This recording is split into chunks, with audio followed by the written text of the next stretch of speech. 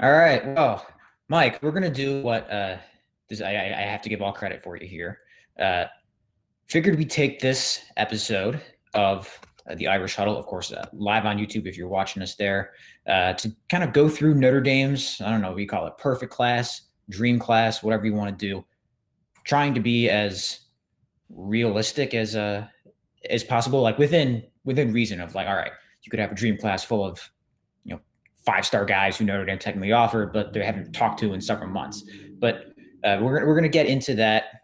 Mike's got this laid out here pretty good. 27 guys that one I would imagine that pretty much every Notre Dame fan would be thrilled with landing a class like this, and two is not completely out of the realm of possibility. But before we really dive into that, I want to make sure you guys are subscribed to our YouTube page. If you're watching us on YouTube, you can just hit that subscribe button. It takes you one click. If you're listening on the podcast format, please be so kind if you leave us a rating, leave us a review. And if you want to get notified every time we put out a new video on our YouTube channel, hit that little bell button. You'll get a notification every time something new of ours comes out. Of course, you can follow us on Twitter. Follow me at Patrick Engel _. That's ENGEL. And follow Mike at Rivals _Singer. One more quick thing to tell you about. We always tell you the best way to support this show is to subscribe to blueandgold.com. Well, you can buy a month and get 4 months for free with the promo code SPRINGBALL, all one word, when you sign up today. Don't want to miss that deal. Yeah, that's a great deal. I mean, that gets you through the rest of spring ball, summer official visits. I mean, a lot of the guys we're going to talk about are tentatively set to officially visit in June of this 27-man class that we're putting together, which, again, I want to note that I don't know if Notre Dame's going to be able to take 27. I've heard it's going to be, closer to the 23-ish range, but that's what it always seems like, that the numbers are low and then it ends up being a huge class. Like I heard for 2021, who's going to be around 20 guys, and Notre Dame ended up signing 27. So things are subject to change as always. But yeah, this should be fun. And yeah, use that promo code SPRINGBALL. That will get you, if you sign up right now, that'll get you through the end of July. And these next few months are going to be really fun. I think it's right around $10 for 5 months of premium coverage at blueandgold.com. All the recruiting, all the team coverage, in addition to everything we're doing here on YouTube. I always say, if you guys like this stuff on YouTube, like you like the recruiting coverage and the team stuff, you get that, and access to myself and Patrick on these live shows. You get this on a daily basis at blueandgold.com. You have access to your favorite writers. So yeah, definitely make sure you use that promo code SPRINGBALL over at blueandgold.com. All right, Mike, let's do this. Yeah, let's get right into it. So perfect class. If Notre Dame hit on its top realistic targets, and like Patrick said, we're not going all 5-star guys. Like, their top realistic targets I could legitimately see at Notre Dame. Who would those guys be? Working within generally the parameters of what Notre Dame can sign in this class. For those watching live with us, make sure you hit that thumbs up on this video, like Patrick said. And we're also including the committed guys. We're not going to be, dropping quarterback Steve Angeli or anything like that. Starting it off, quarterback Steve Angeli, of course, Steve Angeli, 4-star quarterback, number 13 pro-style player in the country, number 5 player in New Jersey. The guy Notre Dame offered first in the 2022 class, and the guy they ended up getting offered first at the quarterback position, I should say. That's the guy. I think we don't really need to dive much more into that. I mean, it's pretty much Steve Angeli. Any thoughts there, Patrick? I don't know what else really to discuss there. And we talked about quarterback recruiting on I don't know how many podcasts, man. At this point, it's done. Angeli QB. We're not just going to start dropping guys for the number 1 quarterback in the country or anything like that. Yeah, it's Steve. And like I said, we said a bunch before, there's something to be said for the fact that Notre Dame felt comfortable with Steve in this weird time for recruiting and especially recruiting quarterbacks. Yeah, again, guy that Reese offered first, got his guy, and Notre Dame is happy with him. Moving on to the running backs, this was tough. So you definitely have Jadarian Price, Notre Dame's one running back commit. And then you're looking at the second guy. There's like 6 guys that Notre Dame's really in the mix for, if not more. Gavin Sawchuk, Dallin Hayden, and Nicholas Singleton. Notre Dame just offered Quinshon Judkins from Alabama this week. Damari Alston from Atlanta, Jabran Payne from Cincinnati. Those are the 6 guys. 6 guys I thought of right at the top that I could see landing at Notre Dame. So for this perfect class, I'm gonna go with the highest ranked guy with Jadarian Price. That's Gavin Sawchuk, and he ranks as the number 44 overall player in the country and number 2 running back. It's really flipping a 3-sided coin for me between Sawchuk, Singleton, and Hayden. Really good players. Sawchuk is it kind of fits that Chris Tyree mold, but he's a little bit slimmer. So when you bring in Logan Diggs and Audric Estime, 2 bigger backs, Jadarian Price, who is listed at 5'11", 175. He might be a little bit bigger than that, though. When I saw him a few weeks ago, big, broad shoulders, biceps that could crush a football. If he's got it secured. So he's definitely not like a all-purpose. He's listed as an all-purpose guy, but I don't see him. I actually think Sawchuk's a little bit more in that mold. So I like that combo of Jadarian Price and Gavin Sawchuk. Sawchuk's a guy who Notre Dame should be getting an official visit late in June. Someone that Lance Taylor's been working on for quite some time. I believe he was the second running back offer in the 2022 class. Nicholas Singleton was first. So really between any of those 6 guys, Notre Dame would be pairing a really good running back with Jadarian Price. There's certainly no eggs in one basket situation. We're not even going to mention that name, who should not be named from the 2021 cycle. But I think Gavin Sawchuk, Jadarian Price, a heck of a 1-2 punch in this class. Yeah, I would say Sawchuk is the one you're ideally thinking of pairing with Price, based on 1, overall skill set, and 2, like how he actually pairs with Price, Mike, like you said. In this case, I think it's where if you just literally looked at the rankings of who's the highest ranked of the guys Notre Dame's after, that tells you like what actually is the best match. It's not always going to be the case in some of these positions where you have someone's higher ranked, but someone a little bit below that guy is a better fit. No, I think Sawchuk is your ideal complement. Yeah, absolutely. So, yeah, let's move on. So far in this perfect class, Steve Angeli, Jadarian Price, those 2 guys already committed to Notre Dame, and Gavin Sawchuk, who is certainly a realistic target. I've heard really good things about where Notre Dame stands there, but Notre Dame's battling Oklahoma, Ohio State, and a few other schools. We'll move to the receivers. This would be a heck of a haul. Amorion Walker is already committed to Notre Dame, the 3-star prospect from Louisiana. And I debated here between C.J. Williams was definitely like that. That was a no-brainer. Number 27 player in the country, number 3 receiver, officially visiting Notre Dame in June, which I reported over at blueandgold.com. You can get more information on that in Tuesday's Lucky Charms post. But it was close for me between Tyler Morris and Andre Green. I went with Tyler Morris because I think Notre Dame needs a slot guy in this class. Amorion Walker and C.J. Williams are bigger outside receivers, and I wanted to pair those 2 guys with a Tyler Morris, who is a dynamic a slot receiver and a guy that you've seen in person, and you're going to be covering him soon in person at blueandgold.com. It's been a Notre Dame Michigan battle. Florida is in there as well, but I think at the end of the day, you're going to see Tyler Morris either playing at Notre Dame or at Michigan. Like I said with C.J. Williams, someone that Notre Dame has been after for about a year now, and he's going to officially visit Notre Dame in June if things do open up.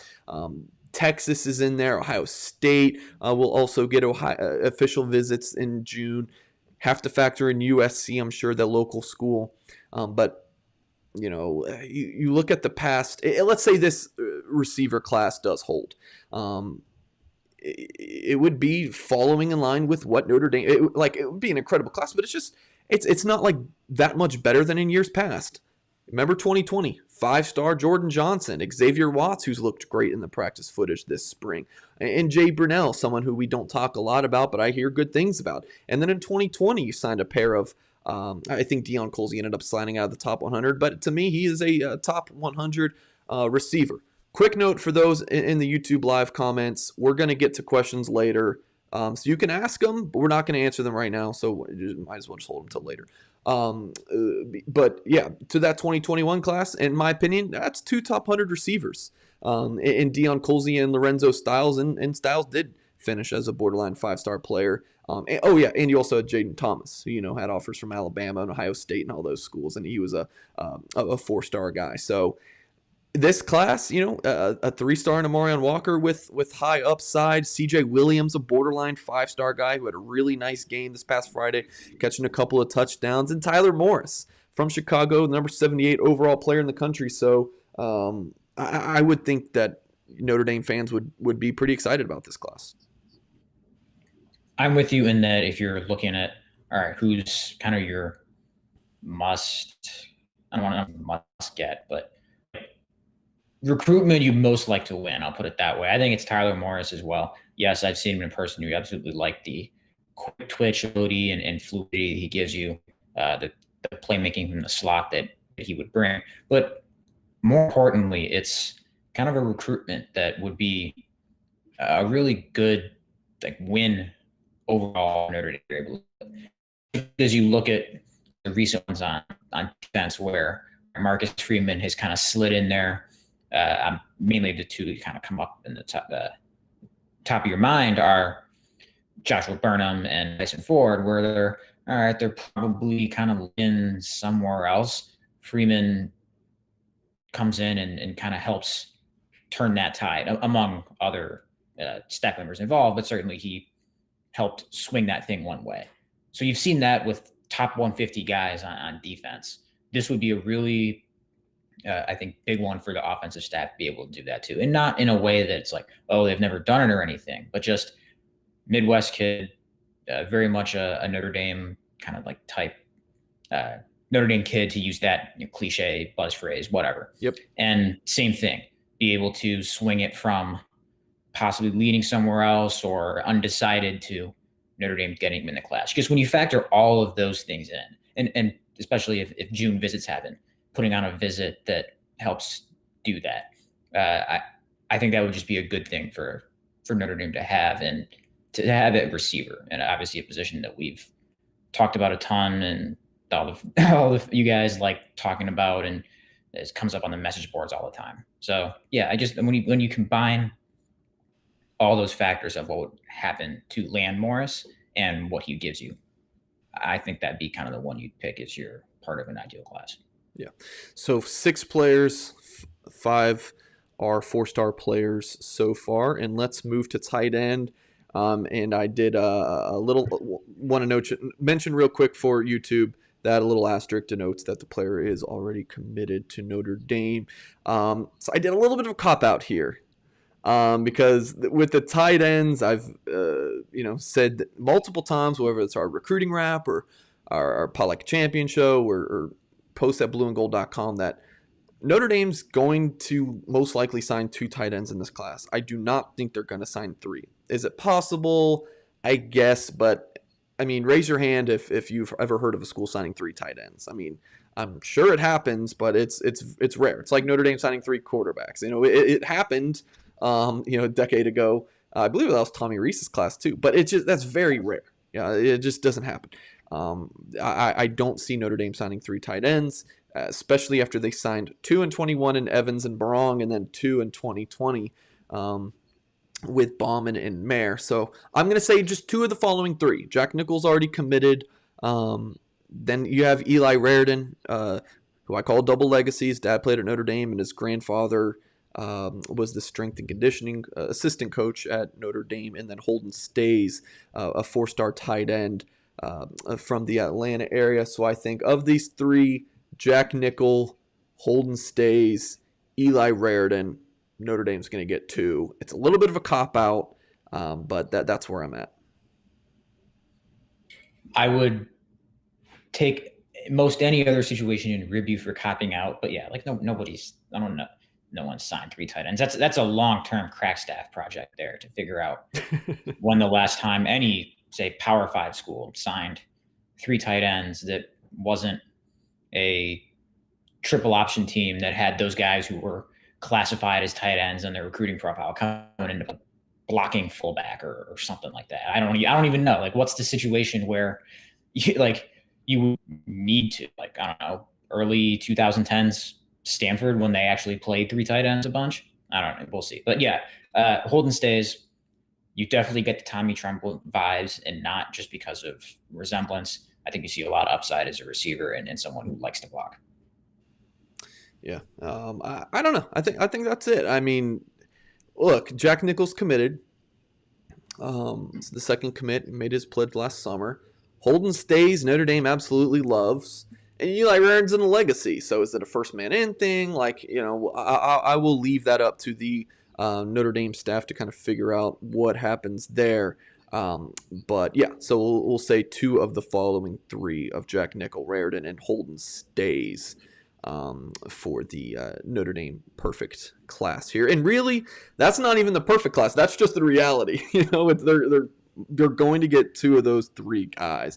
I think I mentioned this earlier. I apologize if I already did, but this little perfect class here, this is something I've usually do as an article. I've covered various schools. This is always something I do, and it's typically like, like I covered Oregon State a few years ago, and it was like, yeah, Oregon State is like involved with this kid, but like I know he's about to get 20 more offers, and there's no way in heck he's gonna consider OSU, the OSU. But this one, like, the chances of this entire perfect class being what signs in December and February is very small. But like, there's no super long shots. Honestly, the one guy that I really don't feel like is going to sign with Notre Dame, but is realistic enough, is who we're going to talk about next. In the offensive line, and 5-star Zach Rice is that guy.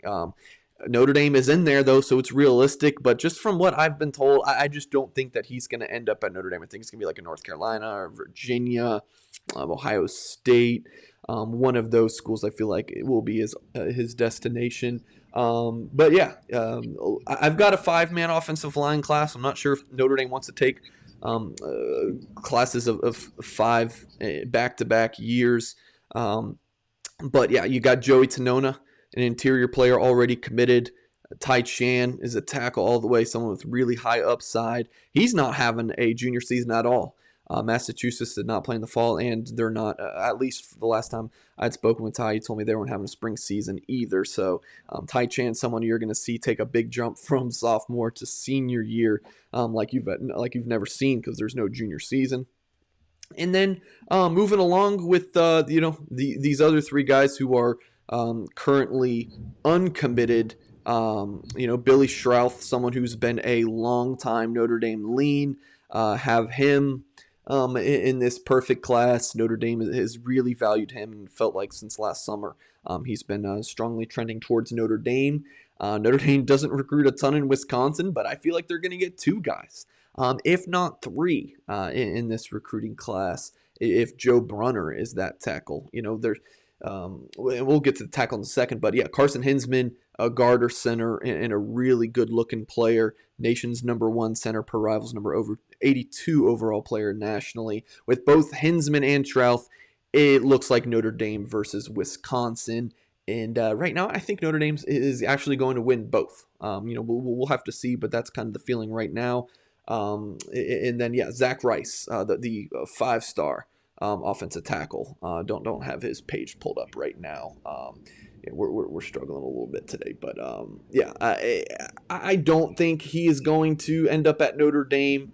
That's at least my opinion right now. But so if not him, then you're looking at like a Jake Taylor or an Emil Wagner, Joe Brunner, another Wisconsin guy, George Fitzpatrick, who I had a big report on here recently at blueandgold.com. So offensive line recruiting continues to look up. Again, Notre Dame's not out of it for Zach Rice. They're still involved. Jeff Quinn's still talking to the 5-star prospect. But I don't see him ending up at Notre Dame.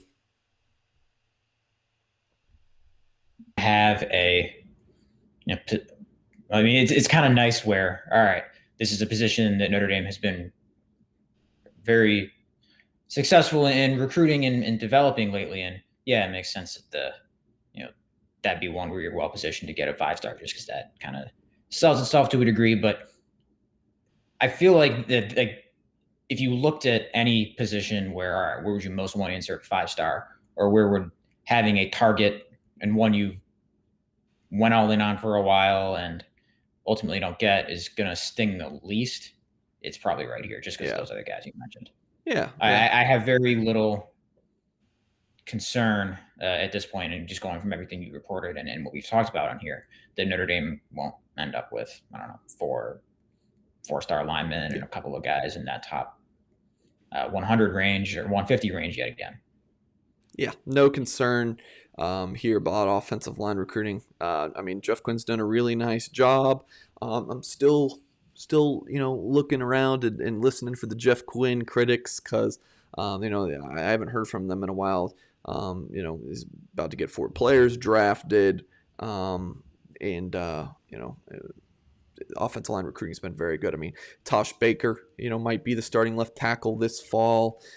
Blake Fisher and Rocco Spindler look to be getting second team reps already, in just the first couple practices. So, offensive line recruiting is just at a high level for sure. So that is the offensive line board. You look at it right now, and there's 2 3-star guys on that list, and Amorian Walker and Jack Nickel. Oh, excuse me. Eli Raridan is a 5.7 high 3-star. So yeah, how would you feel, Patrick, if that was Notre Dame's offensive class? I would have to think that's about as good as you could ask for. It's perfect. And I don't know. I don't have anything more to add to it than that. Yeah. I don't know. It's hard to nitpick this. We will move over to the defensive side of the ball. Here is the D-line, starting off with a couple of commits and Tyson Ford, a top 100 player from the state of Missouri, number 70 overall player in the country, strongly committed to Notre Dame. Aiden Gobira is a guy who's looked really good in his spring junior season in the DMV area. DJ Wesolak from Boonville, Missouri. I have a future cast pick in for him to land at Notre Dame. Alabama's offered recently. Clemson's offered recently, but he's built a really strong connection with Notre Dame and the commits, whether that be Tyson Ford or Nolan Ziegler, and then a strong relationship with the staff and Marcus Freeman and Mike Elston, and has had good conversations with Brian Kelly as well. Cyrus Moss, someone who I expect to officially visit Notre Dame in June if that is allowed to happen. Everyone is after him as well. Alabama and Clemson are on his offer list. Oklahoma's in there. A long sheet of schools after this impressive edge defender. Notre Dame's certainly up there and would be a big-time add. So I've got 4 defensive ends, and I've got 1 interior defensive lineman. Anthony Lucas, a top-of-the-board target for Notre Dame. Those I talked to in South Bend have always felt confident, or at least like very optimistic about where the Fighting Irish stand with Anthony Lucas. So, this would be I mean, Tyson Ford and Aiden Gobira are quite a start at the defensive end position. I really think Gobira is going to end up as a 4-star player. I know he's not playing against the best competition, but he just looks so darn good on tape his junior season. He has just really looked like he's beefed up. I mean, he was playing as a sophomore around 200 pounds. How he's up, 230, 235, and it's just a grown man. Looks great. And then Cyrus Moss, another really good edge defender. I mean, I think when Notre Dame offered him, I think it was 13 months ago, I think he was listed by Rivals as a safety. He's one of those guys who, was like, all right, he's definitely not going to be a safety, but, maybe a linebacker. But no, he just plays off the edge. He's kind of played as a sophomore in kind of a rover role for Bishop Gorman. But he is all the way an impressive edge rusher. DJ Wesselak, another man. I mean, these defensive line class would just be phenomenal for Notre Dame. And as much as you might think like, oh, Cyrus Moss would be a huge land, obviously, or just like thinking about what could happen or what might be next or whatever the ceiling for this class is, which as this realistic quintet would tell you, seems pretty high. I just wouldn't sleep on Aiden Gobira as someone who just ends up having a really, really good career at Notre Dame and being like a multi-year starter. It was kind of funny. He committed I believe it was the weekend after late signing day, when we spent 2 hours on Zooms with Notre Dame staff on that Wednesday late signing day, listening to them talk about developmental players and developmental programs and all that kind of stuff. And 5 days later, whatever it was, they landed a player who kind of fits the mold of that, where it's like, yeah, you can't help but look at the junior tape that he keeps putting out in this spring season every week, where he's consistently impactful, and think, yes, or you can't help but look at it and think his best football isn't ahead of him. It's just the kind of guy who Mike Elston has done really well with, and just turning into a guy who ends up being a multi-year starter for him. And of course, not to say none of these other guys can be just as good, but I feel like he gets lost in the shuffle, or in 6 months is going to be kind of that guy you forget about that he's in the class because he committed so early, relatively speaking. And especially if it becomes a 5-man defensive line class with a couple of these names that you have here potentially hopping in. Obviously, Wesselak, you have a future cast in for. I just wouldn't want to forget about him. That's all. Yeah, absolutely. And in the last class, thinking about guys who we kind of forgot about, and we did. I mean, man, I don't know if anyone remembers this, but it was around December. The two guys I felt like Notre Dame fans or media weren't talking enough about was Kane Barong and Gabriel Rubio, tight end and defensive tackle respectively. And in these early spring clips, both of those guys. We haven't really seen much of Rubio, but I've heard really good things about Barong, and he had a really nice clip blocking out on the edge on a sweep play for Lawrence Keys, a little jet sweep. So I think Gobira might end up being one of those guys. You're like, oh yeah, he's in the class, especially if he is with those guys. And I want to mention again, I can see this happening. Tyson, you already have Tyson Ford right now is the highest ranked commit of the entire class. Aiden Gobira, in my opinion, is going to be a 4-star player. Cyrus Moss, top 100 player, can see him at Notre Dame. Wesselak, I've got a pick in for. And my sources, again, in South Bend have felt very optimistic about where Notre Dame's at with Lucas. So, again, guys, this little perfect class here is realistic. I can, and we'll continue on, and it only gets more exciting from here. So let's get into the linebackers. I don't know if they're going to end up getting 5, but I've got future picks in for the 3 that aren't committed right now. I think that if you're Brian Kelly, you're not going to be able to turn these 3 guys down if they all want in. Podcast audience is probably like, what the heck? Michael Ryan super chat says, thanks for the update, guys. 2022 looks like an additional quality recruiting year. Excellence brings you excellence. Keep up the good work, Michael. We really appreciate the super chat, my man. So let's talk about these linebackers. You got Nolan Ziegler committed. You've got Joshua Burnham committed. Man, did Notre Dame pull off an impressive recruiting win when it upset Michigan to land Joshua Burnham, who Rivals ranks as the number 141 overall player in the country. Patrick covered that one for us. We had the live stream of his announcement. A big recruiting win. Yeah, I absolutely love what Joshua Burnham brings to the table. Nolan Ziegler, a guy after his excellent junior season, was bumped from 3-star to 4-star status. You cut Ziegler, he's going to bleed blue and gold. Solid commit for Notre Dame, listed as a athlete on Rivals. That's just the kind of player that he is. It looks great at receiver. It could be a safety. It's kind of one of those guys.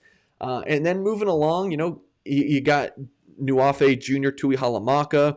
Notre Dame has looked good there in this recruitment ever since really the Irish offered. He was a USC commit. Notre Dame offered him a couple days later. He decommitted, number one inside linebacker in the country. I think this one is Notre Dame, Stanford, Texas. And right now, I really like Notre Dame. Jalen Sneed put a future cast pick in for him the day he went up for a self-guided tour, which I believe was a week and a half ago or 2 weeks ago. Really liking where Notre Dame's at with Jalen Sneed. He still is wanting to take some official visits. We'll kind of see how that one goes. But again, think Notre Dame is the team to beat there. And then Sebastian Cheeks put in a pick for him last December to choose Notre Dame, and still think that Notre Dame's the leader there. So that would be a super strong class. Like I've said this, and I'll say it again. I don't think that Marcus Freeman's going to be around too long. People said 2 years. People say 3 years. I'm not ruling out one, because if he coaches well as he can recruit, then you never know what big program opens up, and money talks, and he might not be able to say no. We'll have to see there, but you might as well load up on these talented linebackers while you have Marcus Freeman, who is one heck of a recruiter. We've talked plenty about the linebacker class, but last week I did get to go see Sebastian Cheeks playing a game setting for the first time, back to the old stomping grounds at Evanston. I saw him at a camp last fall, and it was interesting. Evanston kind of used him as an edge player, or coming off the edge mostly, and he didn't see a lot of action come his way, result of the opponent not wanting to try to run at him too much. But it is kind of an interesting mix and different or diversity of skill sets of those three guys you listed there who have not made a commitment. Tui Halamaka seems like kind of that traditional inside linebacker, perhaps in the mold of a Drew White type of guy. Cheeks, he told me that Notre Dame's kind of recruiting him in that rover role, which I'm still really curious to see what exactly rover looks like as far as how it's used, how often it's used, Sure. And in 2021 in particular, who plays there. I won't get into that too much, but I wrote a story about that this morning. You can find it on blueandgold.com if you haven't seen it already. And then Sneed kind of seems like you could probably an outside linebacker.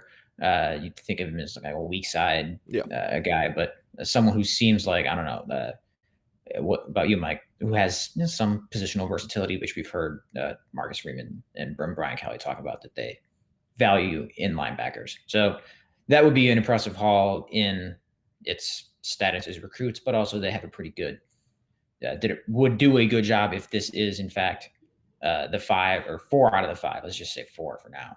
If any of that group of 4 is Notre Dame's class, I think you would also feel good about what they have as far as diversity of skills. And again, with Ziegler, Burnham, Cheeks, Tui Halamaka, and Sneed, I mean, talking about this perfect realistic class, this is 1,000% realistic. We're not seeing Notre Dame offer new linebacker recruits. Like, who's the last linebacker Notre Dame offered in this 2022 class? Maybe Kip Lewis, 4 weeks ago. Like, they're not offering new linebackers here. Not to say that if they offered a new linebacker, that would mean that they feel like they're not getting these guys, but it's at least some kind of data point. This is another position where can see that and happening. And let's Yeah, I mean Brandon Plesner saying that'd be the best linebacker haul in the country, in our YouTube comments. Unless means Ohio State has a pretty darn good one already with 5-star CJ Hicks committed. Not gonna lie, I kind of considered throwing him in here with this because he has a really strong relationship with Marcus Freeman. And once Marcus Freeman was hired, I was kind of talking about CJ Hicks as like someone that I feel like Freeman might go after. Let me pull up his rivals page to pop up on the screen for our YouTube audience. But I think as time goes on, that one's becoming less likely. But if something happens at Ohio State, I could see something happening where Notre Dame could get involved with the 5-star linebacker, number 10 overall player in the country, number 1 outside linebacker from Ketterington, Ohio, Archbishop Alter, because again, Marcus Freeman and Hicks build a strong relationship, and Freeman was at Cincinnati. There was even rumors several months ago that Hicks might flip to Cincinnati. That didn't end up happening. Hicks is a strong recruiter for Ohio State, so I think he's pretty solid with the Buckeyes, but just wanted to mention him real quick. Whew, wish I had a glass of water next to me, man. Let's move on to the corners. This one is exciting. A group of 4 I went with here. And all 4-star guys. And of course, you got the one commitment, Jaden Mickey, the number 35 corner in the country, number 20 player in California.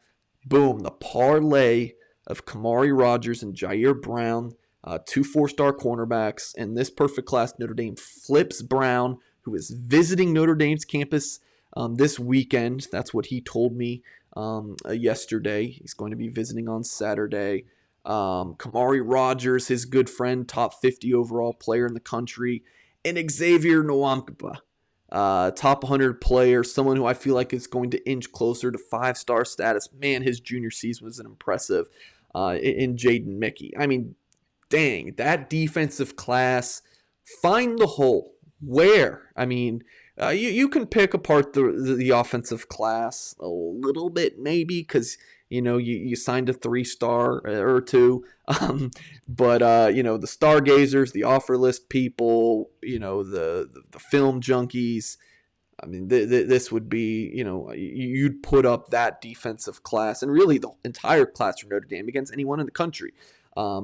Maybe Alabama, Clemson, Ohio State would be tough, as always, but that would be especially in this cornerback class. And Jaden Mickey committed to Notre Dame without having seen campus. Kamari Rogers, I expect Notre Dame to get him on campus maybe in April and June, or it might just be June for an official. They'll have to beat out in LSU, Tennessee, Miami, some of those other schools that are in the mix. Jair Brown, again, a 4-star Ohio State corner commit. Him and Brown and Rogers are very close friends, guys. Oftentimes those package deals don't happen because, people just want to do their own thing at the end of the day. They're not going to pick a school based on their buddy.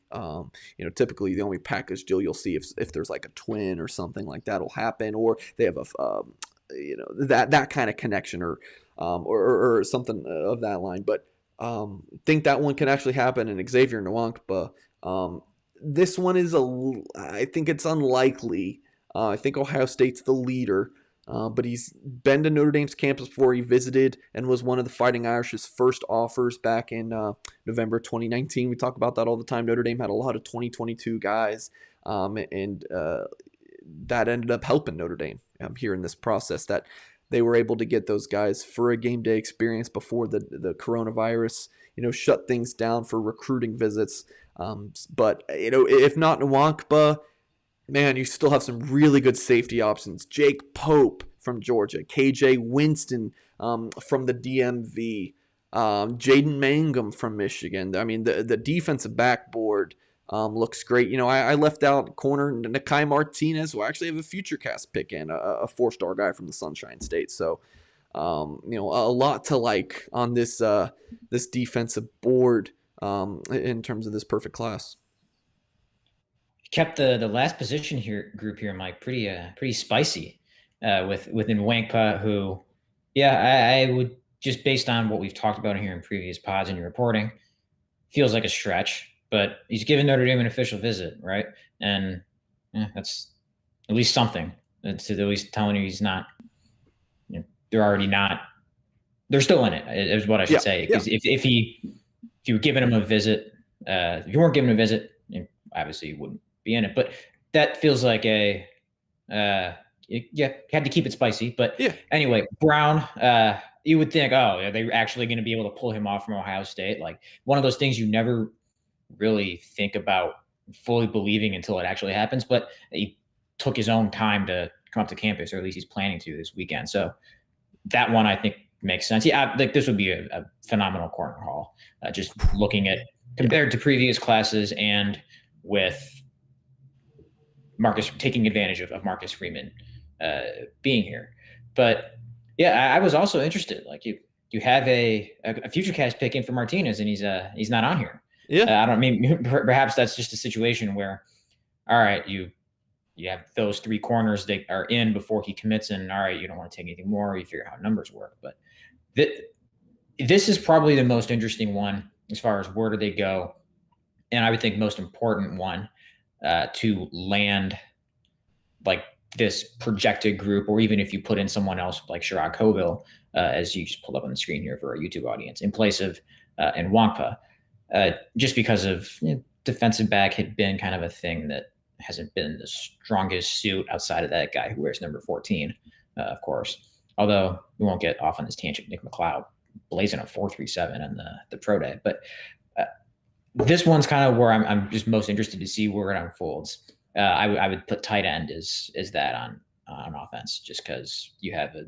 interesting numbers logjam, I guess you'd call it, for lack of a better term there. But yeah, DB, a lot of ways this one seems like it could go, but even if you took out one or two of those names that you have among that four here, Mike, of Mickey, Rogers, Brown, and Nwangpa, still would end up with a pretty solid class. That you could still end up with four-star guys, even if it's only two of Mickey, Rogers, Brown, and Nwangpa. Matthew, There we appreciate you go. dropping us a super chat, man. Make sure you get your question in. I think we are good on the perfect class. Again, it's 27 guys. You got a one quarterback, two running backs, three receivers, two tight ends, 5 O-line, 5 defensive line, 5 linebackers, 4 corners. It's a big class. I mean, I would love if Mike Elston or Polian or Freeman or Reese or Brian Kelly could pop in on this live show and be like, Mike, you're ridiculous, man. No way we're taking 27. That would be fun. But of course, college coaches can't. Not that they would want to spend their Wednesday night doing this with us, but they can't talk about recruits anyways until they signed. But yeah, I would love to be a fly on the wall if they were watching this and being like, wow, really, that's what they think. I'm sure they would disagree somewhere, but that's how I see it. And again, as I said 15 times, it's not an unrealistic thing. Like the chances of this being the class is slim, but like when you go down the list, it's like all of these guys, maybe I think Zacharias is the biggest stretch on here. But that was kind of a small cop-out by me, because then I would have had to choose between, George Fitzpatrick or Emil Wagner or Jake Taylor, Joe Brunner. So that kind of made it easier for me to pick them. So let's get into questions now. If you want to guarantee that we will answer your question, just drop us a super chat. We are very easily bought. So let's get right into those questions. MCB31670, mouthful, asks, no Xavier Bradshaw. Of course, that's a wide receiver from Virginia, son of a former NFL running back, Ahmad Bradshaw. Yeah, no Xavier Bradshaw. I mean, I'm going to put 4 receivers, perfect class. I mean, I really like Xavier Bradshaw, but and I think he's comparable to Tyler Morris, really good slot players. But I mean, we can't take 4 receivers in this perfect class. I mean, so yeah, picking Xavier Bradshaw there. There we go. How many times do you think our podcast audience, or even someone who just has this on YouTube replay in the background, just heard that out of nowhere and then instantly like spit up their coffee? I know. Maybe I should lower Sorry that. in advance. Yeah, lower that volume a little bit. Anyway, Brandon Plenzer asks, and thanks for the super chat. If not Brown, Rogers, and Wankpa, who are the next tier guys Notre Dame has the best chance of landing, in your opinion, at defensive back? Mike? Yeah. Okay, so instead of Nwankpa, and talking about safeties, I'll take KJ Winston. I think Notre Dame is looking really good there and someone I expect to get on campus in June. So then give me 2 more corners. Nakai Martinez, give me him. And then Jaden Bellamy, who I think Notre Dame is kind of recruiting him as what I would call like a defensive athlete, a corner nickel, safety hybrid guy. So give me him. So I think a defensive back class of Jaden Mickey, Jaden Bellamy, Nakai Martinez, and KJ Winston. That would still be so good. And guys that Notre Dame would love to have in this class. Yeah, that would be pretty impressive. Shottown Sports asks, who are a few 2023 guys that are on commit watch at this point?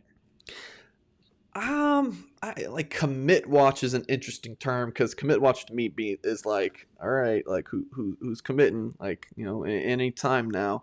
But players that I could see committing to Notre Dame in that 2023 class, I don't have any future cast picks in for the rising juniors just yet, but you know, could certainly see Carnell Tate, top 50 receiver, Drake Bowen, the number 1 outside linebacker in the entire country. Archman. No, I'm just kidding. I'm just kidding. No, not the 5-star QB from the Manning family. You know, Brennan Vernon, the borderline 5-star defensive end. Luke Montgomery, another big-time defensive. I think he's more of a tackle from both of those guys from Ohio.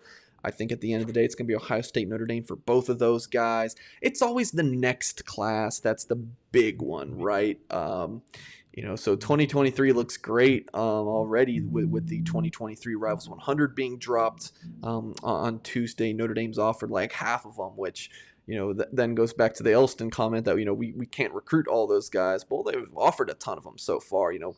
We'll kind of see how many guys that they're actually able to continue to recruit because of academics. But yeah, moving along, there's some offensive line targets that really like Notre Dame. You know, just trying to think of the offers out there. I think that's about, I mean, Sonny Styles, I think he's going to end up kind of blazing his own trail. Like, his brother's at Notre Dame, his dad played at Ohio State. I think he's going to end up going somewhere else, like maybe in Alabama or something. Like maybe he goes completely somewhere else. But yeah, I think that's, just trying to think, you know, looking at the tight ends, Notre Dame's in great position with all 3 of their tight end offers. Deuce Robinson from the West Coast, Jackson Howard from Minnesota, and Mac Markway from St. Louis. I mean, 2023 recruiting is going to be fun to cover in the next few months, especially when September 1 rolls around, when Notre Dame can start contacting those guys. Tracy Tipton asks, how realistic is it to land Kamari Rogers, the cornerback? No, we kind of touched on that in going through the DB section, but anything else you have to add there, Mike? I don't really do percentages, but he's dropping his top 5 on Saturday. I would be stunned if Notre Dame's not in there, so at least 20%, Tracy. So, all right, question from Matthew, and he's the one who dropped us that super chat. So, Matthew, again, we appreciate it. When it's all said and done and the class is set, who do you think the highest ranked player in the class will be right now? As you said earlier, it is Tyson Ford, the defensive end. Yeah, right now. It is Ford, right? Yeah, Ford is the number 70 player in the country. Well, if they get Zach Rice, you know, that would be that. You know, maybe Kamari Rogers, if he commits to Notre Dame. He's a top 50 player right now. But, you know, the past couple of classes, you know, Notre Dame had 4-star players in Jordan Johnson and Blake Fisher that ended up getting bumped to 5-star status while they were committed to Notre Dame. So the whole, anti-rivals bias against Notre Dame just makes no sense to me why those guys would get bumped up then. So maybe it is something like that. Maybe you have 3 years in a row where I think the best case or the best candidate for that would be Tyson Ford. If he goes to some camps this spring or summer and rivals able to see him in person, I think he would be a candidate there. But yeah, I think Ford, maybe Kamari Rogers, he's ranked pretty highly. Or yeah, if Notre Dame's able to pull off the upset and go get Zach Rice. Rick Mahalik asked, does Jake Pope, safety, still have legit interest, legit enough to take an official? Mr. Starkey, appreciate you tuning in, my man. Yes, definitely legit interest. Notre Dame is working their tails off in this recruitment. Chris O'Leary, Marcus Freeman, and those guys have done a nice job. I will have more on him in a premium article, Lucky Charms, on Thursday night. Yeah, definitely legit enough to take an official visit. We're reaching, getting closer to 8 p.m., so we will take a couple more questions and then call it a night. Shutdown Sports again asks, how's contact been with Joe Bruner, Carson Hinsman, 2 4-star linemen out of Wisconsin? Yeah, I will say when it comes to offensive linemen, Jeff Quinn doesn't offer a ton. So he has a smaller list of guys. Like, let's say Notre Dame offers 20 offensive linemen in a given cycle. Like, a school like Michigan will probably double, if not triple that on the offense line. It's quite crazy. So those guys that Quinn offers, he does a really nice job with staying in that consistent contact. So, really, I mean, Brunner and Hinsman were the first 2 offensive linemen Notre Dame offered in this 2022 class. So the contact has been consistent since, November 2019 when those offers went out. Yeah, it's been great. Tommy Reese is involved with both of these guys as well. I don't think it's out of the question to think that Notre Dame, after going about 20 years without landing a player from Wisconsin, just a couple states over, could land 3 offensive linemen in the same class from that state. All 3 guys, Wisconsin one's bad. I mean, that would be the biggest FU to Wisconsin if they could get Brunner, Hinsman, and Schrauth. Yeah, that would be impressive. Matt D asks, who do you see being the next commit in the 2022 class? Apologize if it has been asked. It has not. So, Mike, what do you say? The next commit. I think there's a decent chance one of the 2 tight ends, Raridan or Stays. I think that would probably be my answer there. But I mean, one guy we haven't talked about yet is Donovan Heinisch. Didn't put him in the perfect class because I didn't want to put 6 defensive linemen. But I could see, Donovan Heinisch potentially. Actually, I do think he's going to end up in this class. That's what I'm hearing. I'm going to keep saying that until I'm told otherwise. But, my sources feel like, Donovan Heinisch is someone who's going to end up in Notre Dame's class. So, that would be interesting. So he could even be the next commit as well. So I have 2 kind of lingering things that I wonder from this mock class or mock perfect class in this episode. First, I wonder when on February signing day, how many guys who visited for that November 2nd, 2019 game against Virginia Tech end up in the class. I mean, we'll have to crack staff. We'll get on that at some point. I would lump in the entire list. I would lump in the entire month, like Navy and Boston College games. Because, Nicholas Singleton, Brunner, Hinsman, Nakai Martinez, a bunch of these guys visited then. And, there was, when Billy Schrauth visited Notre Dame, I think he had 1 offer. And I want to say his first time was on campus for that February 1 junior day, and then he just blew up. So that was even huge. That was the last time Notre Dame had kids. Well, actually, they had Brock Bowers on campus in March, like literally 3 days before the pandemic started shutting things down. But yeah, that would be really interesting. That will be an article for sure that we will do. And then, yeah, the second one being really like how many of those guys end up uncommitted guys end up in this class. I mean, you had, I believe, what, two 3 stars, Nickel, 3 3 stars, Nickel, Raridan, Walker. Walker. I would bet Go my Byra. life savings. Yeah, go Right. Byra. Yeah. Well, okay. One, I think he's going to get the bump, like Yeah. you said. But let's go with what it is right now. 4 when you include Gobyra. I bet it's doubled. Just like this class that you see here on the screen, if you're watching on YouTube, and what we ran through before is not out of the realm of possibility. Like there are plausible paths that leads each of these guys to Notre Dame, maybe perhaps with the Rice and Wampa situation is a little bit more of a stretch, but for all of them to end up like this, obviously extremely unlikely. But well, yeah, I'm mainly just, you look at this and say this class would be great, and it's not, complete speculation, best case, whatever. There's, yeah, like I said, plausible path. So just, this will be a thing that we kind of frame or screenshot or whatever and come back to. And please don't. I'll look stupid. I look smart right now, maybe, but no, I wouldn't later. Yeah, I don't know, Mike. I always feel like recruiting guys are kind of like weathermen, where it's okay if you still only bat like 60%. Especially because so many things happen and change. Like someone could really be feeling Notre Dame in spring of their sophomore year, and by the end of their junior year, they haven't spoken in months, and that can insert any school in there. Things just change a lot.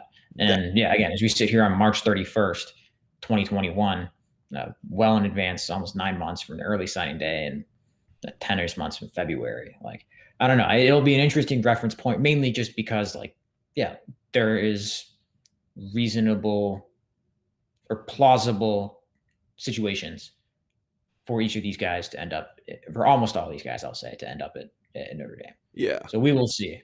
Yeah. Honestly, I'm low-key kind of looking forward to seeing how many November 2019 visitors end up in the class. Yeah, so this was the perfect class. Like, this is not necessarily what I think is going to happen. This is like the hint on, even though a lot of them, I do think like this is what's going to happen. But yeah, I did that mock class in the Gold Standard about a month ago. Amorion Walker was on there. Eli Raridan was on there. He hasn't committed, but I feel like so there's a lot of these guys. I think the 5 linebackers that you see here was in that mock class as well. So yeah, this will be interesting to look back on, but I just want to make sure people know that this is what I feel like, and this is not, I should have mentioned this from the get-go, like, it's not what I feel like. I mean, Notre Dame might not feel the same about this, like, this is my opinion here on what a perfect class, if Notre Dame realistically hit on its top guys, what that would look like. So I probably should have been a little bit more upfront about that. But yeah, you mentioned something I'm passionate about. The last thing before we get out of here is the whole the prediction things. Like, if you go and look at my FutureCast profile, it says like 90, 80 something percent. And, some of them, I put in a pick for a school and then end up changing it. I really wish there was a percentage on your first pick, because anyone can just change it at the last second when they've know it's been changed. So that irks me a little bit, when you put in a pick and then you end up changing it, and I do it too. So I just wish we could hold ourselves accountable or something like that. Because yeah, a lot of picks will go in early, and it's just like, why? Like, I don't want to get into specifics, but there's some times that you see a pick go in and then we change it, and you guys need to hold us to those.